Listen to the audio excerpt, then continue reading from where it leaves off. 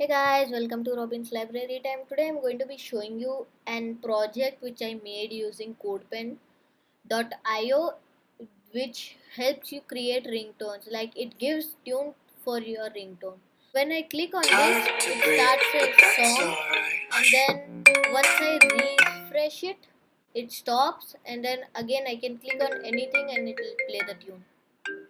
I don't think you can hear it because I guess.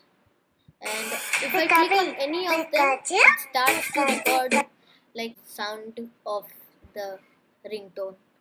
So I have many ringtones made like Rattle, iPhone, Pikachu, then Shape of Your Ringtone and Taki Taki. In the next video, I'll show you how to create it. So thanks for watching this video. I hope you liked it. I'll see you next time with another video. Bye.